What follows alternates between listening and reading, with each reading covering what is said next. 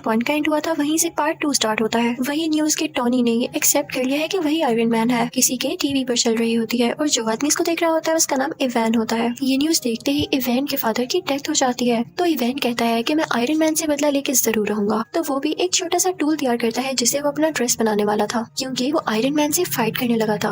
अब कई दिन बाद इवैन का ड्रेस तैयार हो जाता है और वो उसे नाम देता है व्हिपलैश। उसमें ये पावर थी कि वो किसी भी मेटल को काट सकता था। फिर हम देखते हैं कि 6 महीने गुजर जाते हैं और टोनी कुछ लोगों से स्पीच कर रहा होता है। उसने अपना वही ड्रेस पहना होता है। वो बताता है कि मेरे फादर का ये ड्रीम था कि वो एक सिटी बनाए जिसमें एडवांस बिल्डिंग्स हो और काफी अच्छी टेक्नोलॉजी हो, लेकिन वो तो अपना ये ड्रीम पूरा नहीं कर पाए। अब मैं उनका ये ड्रीम पूरा करूंगा और वो अपना ड्रेस सबको दिखाता है कि ये ड्रेस मेरी हेल्प करेगा। टोनी ये सब बातें करके वहाँ से निकल ही रहा होता है कि तभी उसके पास कुछ लोग आते हैं। वो टोनी से कहते हैं कि आपसे कुछ लोग कुछ बातें पूछना चाहते हैं। वो सब लोग ये चाहते हैं कि आप सुबह कोर्ट में आए, वो आपके ड्रेस के बारे में आपसे कुछ इन्वेस्टिगेशन करेंगे। जब टोनी कोर्ट जाता है तो उसे पता चलता है कि वहाँ पर तो आर्मी है। कोर्ट के सेनेटर उसे कह रहे होते हैं कि सूट तो तुमने काफी अच्छा बनाया है, लेकिन इतनी ज्यादा पावरफुल और खतरनाक चीज तुम्हारे पास नहीं होनी चाहिए, या आर्मी को दे दो क्योंकि वो अपने सोल्जर्स की काफी अच्छी ट्रेनिंग कर सकती है इससे। तो टोनी कहता है कि नहीं, वो ड्रेस मैंने बनाया है, मेरी मेहनत लगी है उसमें, मैंने उस पर कई एक्सपेरिमेंट्स किए और मुझे ही उसको यूज करना आता है। वो मेरा ड्रेस है और मैं ही आयरन मैन हूँ। No one can be Iron Man, कोई आयरन मैन नहीं बन सकता मेरे अलावा। वहाँ पर टोनी का वही ब्लैक दोस्त भी होता है, लेकिन इस पार्ट में उसका फेस चेंज है, यानी किसी और को टोनी का दोस्त बना दिया गया है, लेकिन कैरेक्टर वही है।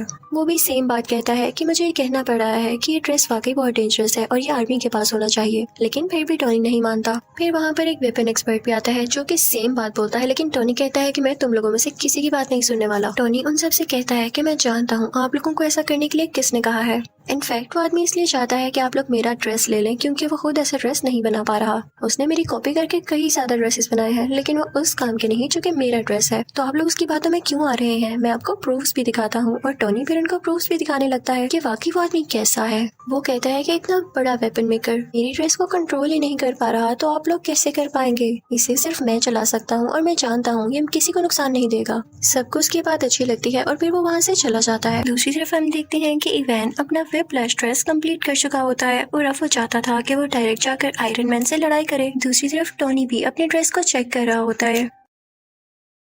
उसके ड्रेस में एक ऐसा कोर होता है जो कि सबसे ज्यादा यूजफुल था, लेकिन यूजफुल होने के साथ साथ वो काफी खतरनाक भी था। उसकी वजह से टोनी की बॉडी में काफी पॉइजन फैल रहा था। उसी दौरान टोनी इस सोच में भी पड़ जाता है कि अगर मुझे कुछ हो गया तो कंपनी का क्या होगा। तो वो अपनी सेक्रेटरी को बुलाता है और उससे कहता है कि मैं तुम्हें अपनी कंपनी का सीईओ बनाता हूँ, ये कंपनी अब से तुम्हारे अंडर है, तुम जिसको चाहो हायर करो। फिर टोनी की सेक्रेटरी जो कि अब उस कंपनी की सीईओ थी, एक लड़की को इंटरव्यू के लिए बुलाती है, लेकिन वो लड़की किसी कंपनी की एजेंट होती है। फिर हम देखते हैं कि कार रेस हो रही होती है और उसमें टोनी ने भी पार्टिसिपेट किया होता है, लेकिन तभी वहाँ पर इवैन यानी व्हिपलैश आ जाता है और उस पर अटैक कर देता है, जिससे उसकी गाड़ी 2 हिस्सों में टूट जाती है। ये न्यूज टीवी पर टोनी की असिस्टेंट यानी वो सीईओ भी देख लेती है और उसके बॉडीगार्ड से कहती है कि हमें फौरन उसकी मदद के लिए जाना होगा। वो दोनों जाते हैं और टोनी को उसका ब्रीफ केस देते हैं जिसके अंदर वो आयरन मैन वाला ड्रेस होता है और टोनी उसको पहन लेता है। अब आयरन मैन में और व्हिपलैश में काफी लड़ाई होने लगती है, लेकिन आयरन मैन जो भी अटैक्स कर रहा था व्हिपलैश उनको रोके जा रहा था और कई देर तक ऐसे चलता है। लेकिन तभी आयरन मैन व्हिपलैश पर जोरदार अटैक करता है, जिससे फाइनली व्हिपलैश को डिफीट हो जाती है। व्हिपलैश को अरेस्ट कर लिया जाता है। थोड़ी देर बाद टोनी पुलिस स्टेशन जाता है इवैन से ये पूछने के लिए कि उसने उस पर अटैक क्यों किया। वो आगे से चुप रहता है तो टोनी उससे कहता है कि वैसे तुम्हारी टेक्नोलॉजी थी बड़ी कमाल की, तुम अगर ये आर्मी को बेच देते तो तुम काफी अमीर हो सकते थे।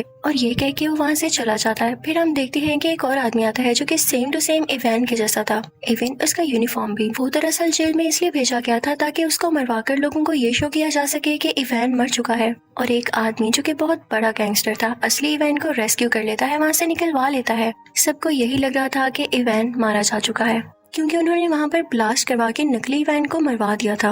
वो गैंगस्टर किसी इंडस्ट्री का ओनर था और टोनी का सबसे बड़ा दुश्मन था। वो ये चाहता था कि वो भी आयरन मैन के ड्रेस की तरह कई ज्यादा ड्रेसेस बनाए और पूरी आर्मी बनाए उनसे। उसने इवैन को भी इसीलिए छुड़वाया था। दूसरी तरफ टोनी के ड्रेस का वो कोर उसे काफी सता रहा होता है। वो उसकी चेस्ट में मुसलसल पॉइजन पहुंचा रहा था, जिससे उसे फील हो रहा था कि अगर उसने कुछ न किया जल्द तो वो मारा जाएगा। लेकिन इस बात की फिक्र ना करते हुए वो अपनी बर्थडे पार्टी रखता है और उसमें डांस कर रहा होता है कि तभी उसका वो ब्लैक फ्रेंड सर्वेंट आता है और उससे कहता है कि आर्मी का ऑर्डर है कि कल तुम्हें या तुम्हारे ड्रेस को उनके सामने लाया जाए। वो आदमी भी टोनी से अब तंग आ चुका था। वो कहता है कि तुम अपना ड्रेस पहन के पार्टी कर रहे हो, तुम जानते भी हो कि ये कितना खतरनाक है। लेकिन टोनी उसकी बात नहीं सुनता, तो वो भी टोनी का पुराना ड्रेस पहन कर आ जाता है और उन दोनों में अब काफी ज्यादा फाइट होती है। दोनों ने ही आयरन के ड्रेसेस पहने रखे थे और दोनों चाहते थे कि किसी न किसी तरह एक दूसरे को हरा दें ताकि पहला जीत जाए।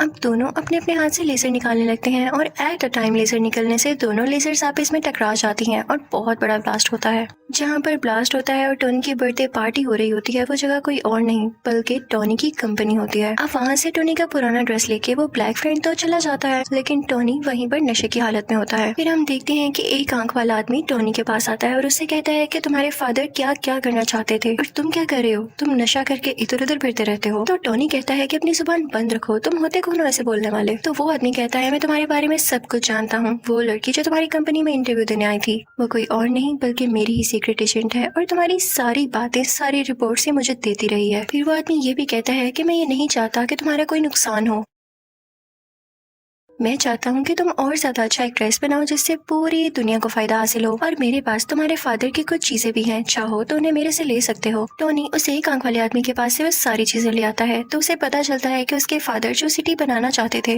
वो उस टूल की मदद से बनाई जा सकती है। वो उस पर पूरी तरह से रिसर्च करने लगता है।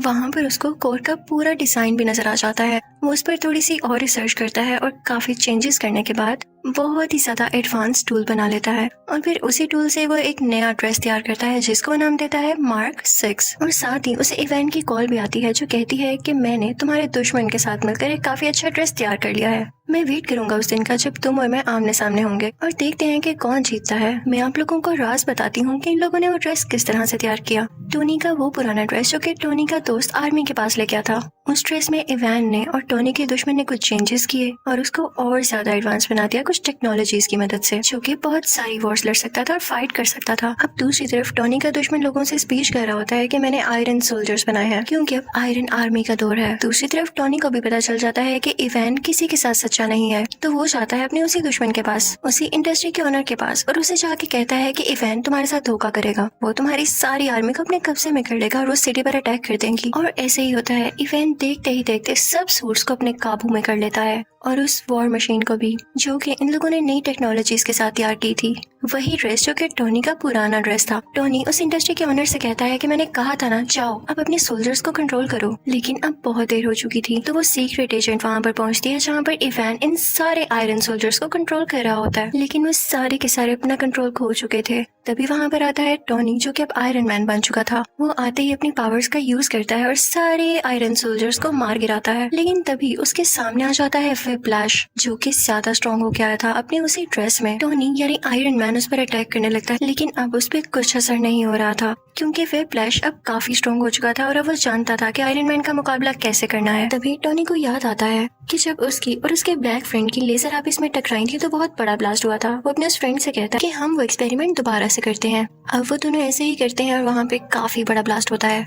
व्हिप्लैश वहीं पर मारा जाता है। अब अगले सीन में हम देखते हैं कि टोनी के पास वही एक आंख वाला आदमी आता है और उससे कहता है कि मैं तुम्हें गुड न्यूज दूं, तुम्हारा जो आयरन मैन वाला ड्रेस है उसको एवेंजर्स ने अप्रूव कर लिया है, यानी अब वो एवेंजर्स टीम में यूज होगा। लेकिन आई एम सॉरी, तुम उसके लिए सिलेक्ट नहीं हुए, तुम्हें सिर्फ पीछे से काम करना होगा। तो टोनी कहता है कोई मसला नहीं, आई एम एक्सेप्टिंग, लेकिन मुझे इस बात का क्रेडिट चाहिए। फिर अगले सीन में हम देखते हैं कि कोर्ट के सेनेटर टोनी यानी आयरन मैन को और उसके ब्लैक फ्रेंड को मेडल देते हैं और उनसे कहते हैं कि थैंक यू, आपने पूरी दुनिया को बचा लिया। और इसी के साथ आयरन मैन पार्ट 2 यहीं खत्म हो जाता है।